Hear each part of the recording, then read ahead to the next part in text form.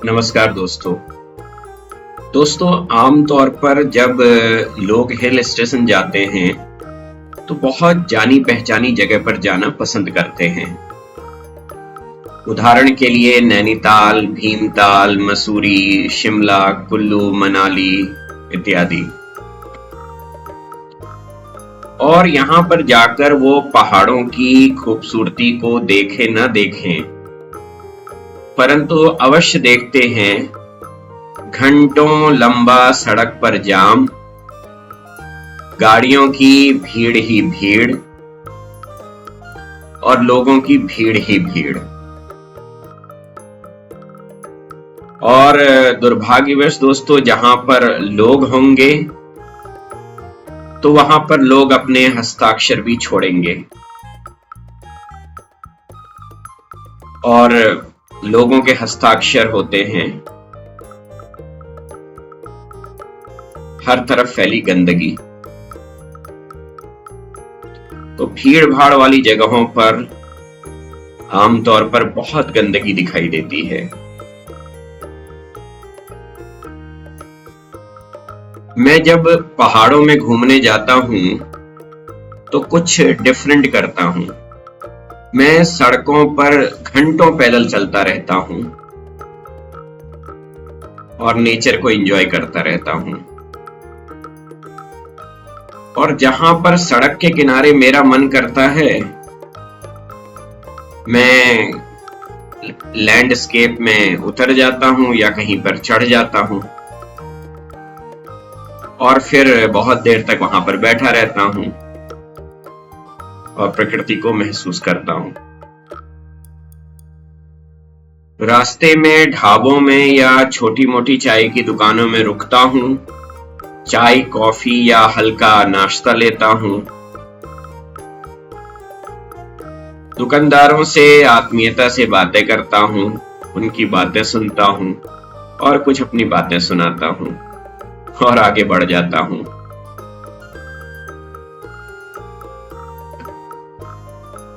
दोस्तों, पहाड़ों पर जाना बेमानी सा होता है अगर आप किसी ट्रैक पर या ट्रेल पर नंगे पांव न गए हों, घास पर न बैठे हों या आपने पेड़ों के तने और उसकी छाल को अपने हाथ से न छुआ हो।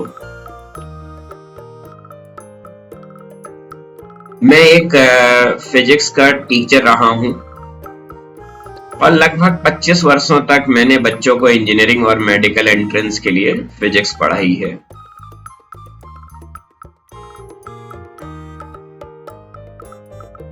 मैं लखनऊ में बसा हुआ हूं इस समय और मूल निवासी अल्मोड़े का हूं। तो आप यूं समझ सकते हैं कि एक पैर मेरा लखनऊ में और एक पैर मेरा पहाड़ों में रहता है। जब मैं पहाड़ों में जाता हूं तो मुझे जहां पर भी कोई बच्चा मिल जाता है तो मैं खड़े खड़े बातों ही बातों में उसकी कैरियर काउंसलिंग का प्रयास भी करता हूं और बच्चों को भविष्य के ऑप्शंस के बारे में भी बताने का प्रयास करता हूं।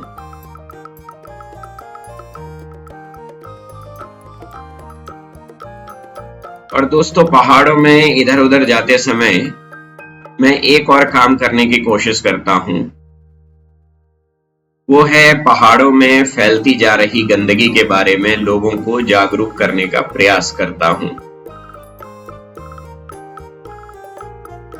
दोस्तों, जहां एक और हमारी संस्कृति में सिखाया जाता है कि धरती, आकाश, वायु, पेड़, नदियां सभी पूज्य हैं, लेकिन दुर्भाग्यवश मनुष्य इन्हीं सब जगहों पर सबसे ज्यादा गंदगी फैलाता है।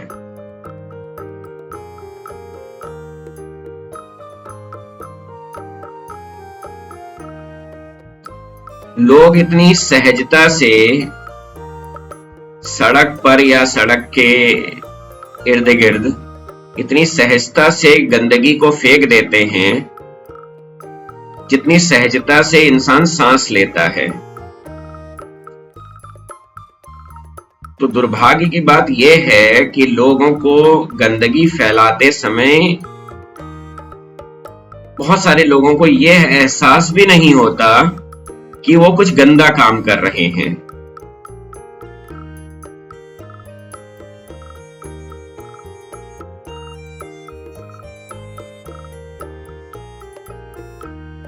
दोस्तों, ऐसे में लोगों को शिक्षित करने की बहुत ज्यादा आवश्यकता है। तो आप भी अगर कभी पहाड़ या किसी भी जगह पर, ये काम हर जगह हो सकता है, कहीं पर भी जाएं और ये देखें कि कोई व्यक्ति वहां पर गंदगी फैला रहा है, तो जिस भी तरीके से डायरेक्टली या इनडायरेक्टली हो सके तो आप उसको बताने का प्रयास करें कि ये काम बहुत गलत हो रहा है। और दोस्तों ये अतिशयोक्ति नहीं होगी ये कहना कि 10-15 साल के बाद पहाड़ों की स्थिति दुर्भाग्यवश इतनी बदतर हो जाएगी कि लोग वहां पर जाना ही पसंद नहीं करेंगे। दोस्तों, ये जो वीडियो आप देख रहे हैं, ये अल्मोड़ा शहर के इर्द गिर्द 5-6 किलोमीटर की पेरिफेरी पे फिल्माए गए दृश्य हैं। और जिस समय ये वीडियो लिया गया, मई महीने की शुरुआत थी और इस समय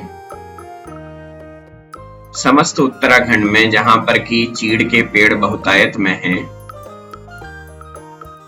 यहां पर आग लगी हुई है।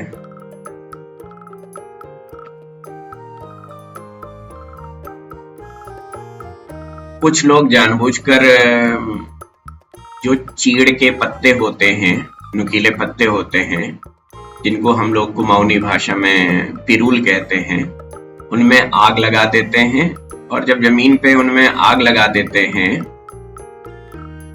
तो लोग इस वजह से आग लगाते हैं कि अब उस जगह पर जमीन खाली हो जाएगी तो वहां पर फिर घास उगाएगी और जो मवेशियों के लिए चारा बनेगी।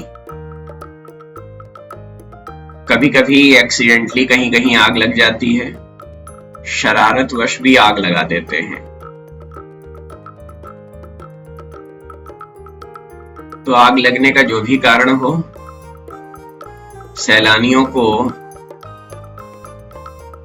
इसकी वजह से गर्मियों के महीने में, अप्रैल मई जून में, हिमालय के दर्शन नहीं होते। अगर बहुत सौभाग्यशाली हो तब जाकर हिमालय की बर्फ से ढकी चोटियां यहां से दिख पाएंगी।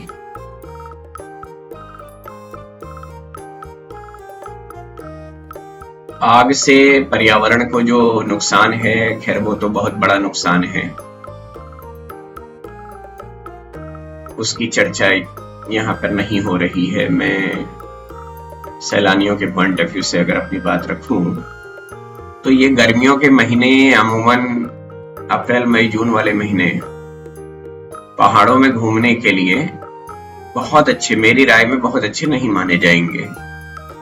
हालांकि यही बच्चों की छुट्टियों का टाइम है तो मैक्सिमम लोग इसी टाइम पे पहाड़ों पे आते हैं।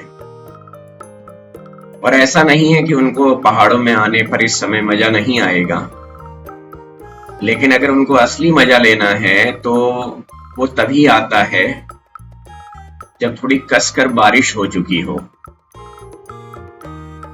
तो जुलाई ऑनवर्ड्स अगर आप यहाँ पर आए, हालांकि जुलाई अगस्त के महीने में पहाड़ों में आना काफी रिस्की भी है क्योंकि जगह जगह पर लैंडस्लाइड होती है, लेकिन अगर सावधानी पूर्वक इस दौरान अगर आप आना चाहें तो बरसात के टाइम में पहाड़ों की रौनक ही कुछ अलग होती है। और बरसात के बाद जो फेस्टिव सीजन्स होते हैं अक्टूबर नवंबर में, उस समय तो खैर बहुत गजब का माहौल होता है पहाड़ों में। और अगर आपको स्नोफॉल देखना है तो आप ऊंची जगहों पर, पहाड़ों की ऊंची जगहों पर आप जनवरी फरवरी में आ सकते हैं। तो अगर आप रिस्क से भी बचना चाहते हैं और पहाड़ों का असली मजा भी लेना चाहते हैं तो बेहतर टाइम ये रहेगा कि आप अक्टूबर से लगभग 15 मार्च के आसपास तक इस दौरान पहाड़ों पे आने की कोशिश करें। अभी जब मैं मई की शुरुआत में यहाँ पर आया हूँ अल्मोड़े में, इस समय मेरे को यहाँ के जो फल होते हैं, प्लम्स जो होते हैं, पुलम जिसको कहते हैं यहाँ पे, खुमानी, आड़ू और इसके अलावा काफल, ये सब यहाँ पर अभी मुझे नहीं दिखे, तो इनको देखे बिना मन नहीं भरता है। तो इसलिए मैं अवश्य कोशिश करूंगा कि जून के महीने में एक बार फिर से यहाँ पर आऊं।